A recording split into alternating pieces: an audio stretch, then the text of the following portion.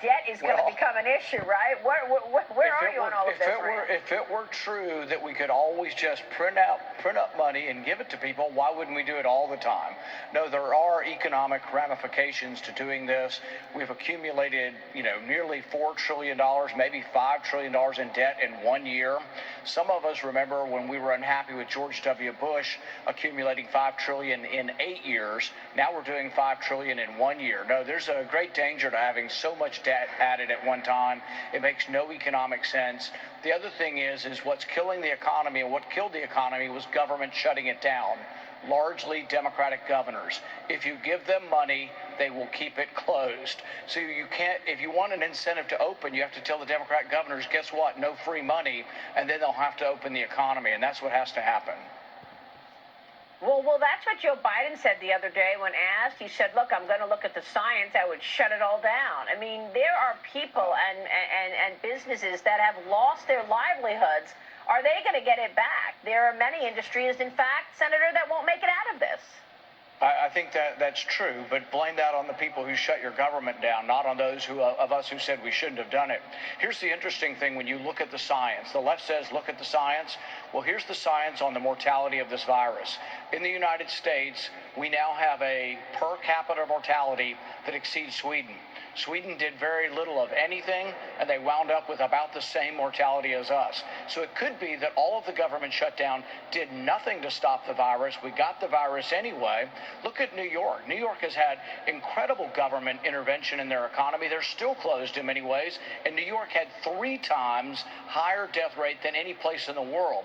So maybe government did the wrong thing by shutting the economy down, and maybe we should have protected our elderly, something that Governor Cuomo seems to have forgotten in all his edicts.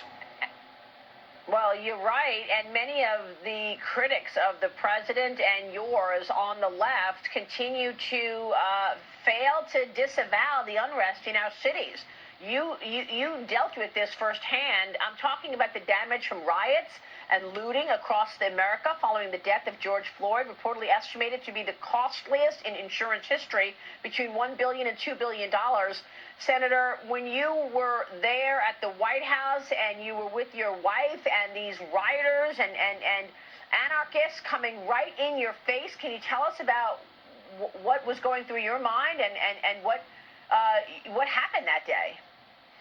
I think that we would have met with a violent end had the police not been there. I truly believe that the police saved our lives. I was able to thank 2 of them, with a note the other day. I haven't yet been able to meet them, but I still would like them to be able to come to the White House and be honored for their service. They would have killed us had the police not stopped them. One of the policemen was attacked shortly after we got into the hotel, received stitches in his face, and the D.C. judicial system let him go. I mean, they arrested him, but he's released on his own recognizance. We cannot let people who assault policemen go. If not, if we do, what happens is you encourage people to then go one step further and decide to shoot the police. We have to punish these people, and the people who are accosting people, if you are invading a restaurant and throwing someone's food on the ground, you are invading private property. That is a crime, and you should go to jail for it. If you were impeding someone from moving, if you were surrounding people, screaming at them and not letting them move and threatening them, that you should go to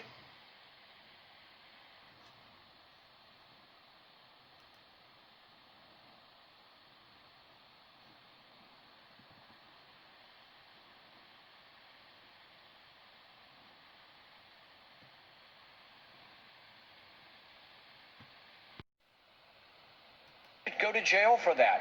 But if you put no one in jail, like in Portland, you get more of it. They've had 3 months of it now, and I think the election ultimately will hinge on this. People are going to have to decide, do you want all of America to look like Portland?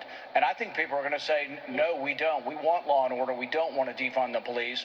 And absolutely, Joe Biden has not disavowed that. He says, oh, I'm not for defunding the police, but he's for reallocating the money away from the police. That's the same thing. So, yes, they're going to have to disavow this movement on their left, but I think the election could hinge on it.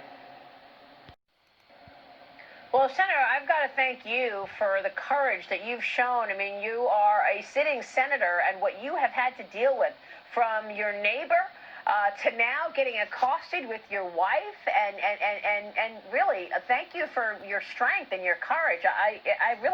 I'm just in awe of what you've had to deal with. If anybody knows about political violence, it's me. I was there at the ball field when Steve Scalise almost died. One of the young staffers was 10 feet from me, was shot. I had 6 of my ribs broken by somebody who hates the president and wished violence on the president and myself. Then we were surrounded by a mob. Our country needs law and order. We do need a president who will stand for us. But really, law and order primarily comes from mayors and from governors. And in every one of these states and every one of these cities where there's mayhem, they've been run by the Democrats for 50 years. And really, people in those cities who have their children being shot need to think about, why do we keep voting for the Democrats who don't seem to care about the little lives of our children and the other people being shot in our neighborhoods? What's your take on AG Barr telling the nation's federal prosecutors to be aggressive when charging violent demonstrators with crimes, including potentially prosecuting them for plotting to overthrow the U.S. government? This is from the Wall Street Journal. Sedition. What's your take on what Barr apparently is telling prosecutors? I think we do have to draw the line. My preference is always that law and order, for the most part, disrupting the public, people mobbing people, not letting them move, would be local crimes and should be adjudicated locally. But there's sort of an abdication going on the left. They've decided that, it's a summer of love and everybody loves each other, and this is the First Amendment. The First Amendment does not allow you to go into a restaurant and assault people. Remember the woman where everybody's shaking their fist and she's in a D.C. restaurant sitting outside? That is a crime, and those people have to be arrested. They're not being arrested, so we're getting more of this. And restaurants going to discover this also. Who's going to want to eat at a restaurant outside in D.C.? We can't eat inside because of the virus precautions, and we can't eat outside because of the mob. That's not a good thing for restaurants. Now, the entire virus, the pandemic, that whole thing is completely falling apart right in front of the deep state's face. The people are waking up, and the numbers are dropping dramatically. It's like it's disappearing. Look at the death rates. They have dropped dramatically. Across the nation, we're seeing the virus dissipate. State by state, hospitalizations, deaths related to the virus are down to lows not seen since March.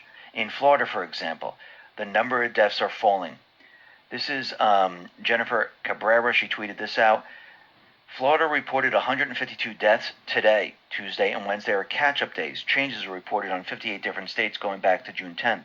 Peak is July 30th, 209. A 7-day moving average peak is July 25th, 200, with a second peak on August 5th, 198. And as you can see, it's continually dropping. In Arizona, the number of COVID cases in ICUs is at its lowest level since April. This is from Chris Buskirk. Arizona now has the lowest number of COVID cases in ICU since tracking began in early April. All other metrics are down to the following same curve. Where are all the CAPS headlines screaming COVID recedes in Arizona, like the hysterical headlines from July about impending doom?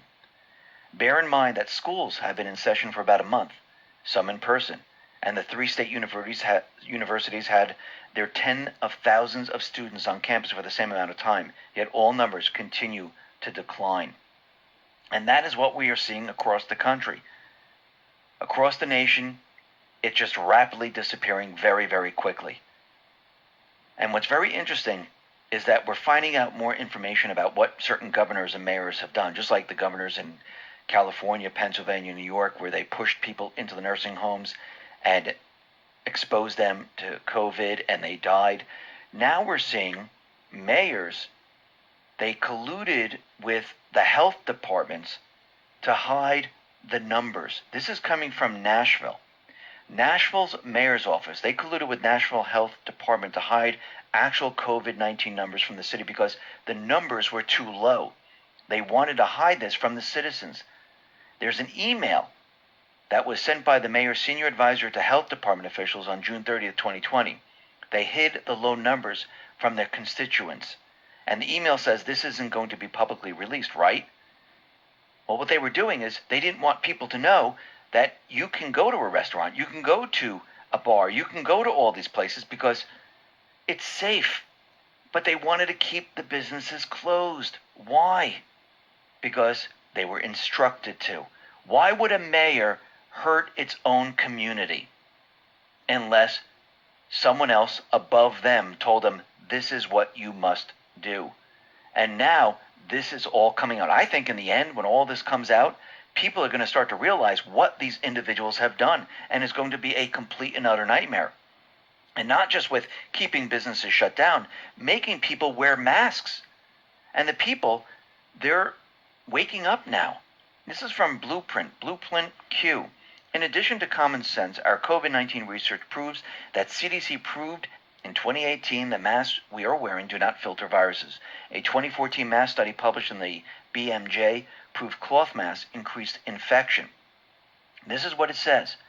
There is limited evidence for their effectiveness in preventing influenza virus transmission either when worn by the infected person for source control or when worn by uninfected persons to reduce exposure. Our systematic review found no significant effect of face masks on transmission of laboratory-confirmed influenza. Let me continue. A comprehensive 2014 cluster randomized trial of cloth masks compared with medical masks and healthcare workers, study published in the BMJ confirmed the above but went a step further, stating infection outcomes were highest among the cloth mask category. Now think about all the different masks out there. We have bandanas, we have homemade masks, we have shirt masks, we have masks of many, many different materials. Has the CDC, the WHO, and the rest, have they done the clinical trials en masse to confirm that these actually work? What effect they actually have? They haven't. But they have done it in the past to show that they do not work. Why do you think we haven't been wearing masks in flu season? If they're so effective, we would wear them. And we don't. Why don't hospital workers wear them all the time? Because who knows who's coming into the emergency room? They might have different viruses. Why don't they protect themselves? We also have the Association of American Physicians and Surgeons who have run multiple tests and trials that have been repeated over and over. And what do they find? They don't work. Period. Let's talk. And again, let's ask these individuals for some proof next time or now, because they're forcing us to wear something. Can we see the proof that they actually work, that they stop viruses? You know what they're going to say? They can't. They can't show the proof because it doesn't exist. And I'm talking about clinical trials where you can repeat it over and over and it's peer reviewed. It's almost like climate change or global warming all over again, where they're trying to convince us that the world is heating up, but they won't show us the raw numbers. They'll only show us the manipulated numbers that they produce. And remember, going back in time with global warming, if you go back to the 70s, they told us it was going to be an ice age. And then when they realized, oh wait, the earth is changing, the sun, the mortar minimum is changing, now it's going to get warmer, they switch it to global warming. That's all they do. They switch it back and forth to push their agenda. They told us California was going to be underwater already. Same thing with Florida. Has it? They told us the polar ice caps were all going to melt and the sea levels were going to rise. Well, that's impossible because put an ice cube in a glass of water. When it melts, does it overflow? It doesn't. It was all baloney that they were feeding us. And the people are starting to wake up. We're seeing people run through a Target saying, take your mask off, take your mask off. There's a reason why people are starting to do this. This is the reason why people are burning their masks, because they are no longer believing any of this. And if you go to other states that aren't locked down, who have restaurants and bars open, they've been open for quite a while. People sitting right next to each other, no mask. And guess what? Everyone's fine. Does it even make sense to walk into a restaurant with a mask and then sit down without a mask? Does that make any sense to anyone? No, it doesn't. Now, Bill Barr, the riots, he's out there saying that other than slavery, which was a different kind of restraint, coronavirus lockdowns were the greatest intrusion on civil liberties in American history. And he's looking to see if he can press charges against certain mayors who allowed certain things to occur in their state, which is governors, or in their cities, mayors. And he's asking the federal prosecutors to explore criminal charges against Seattle mayor over autonomous zones.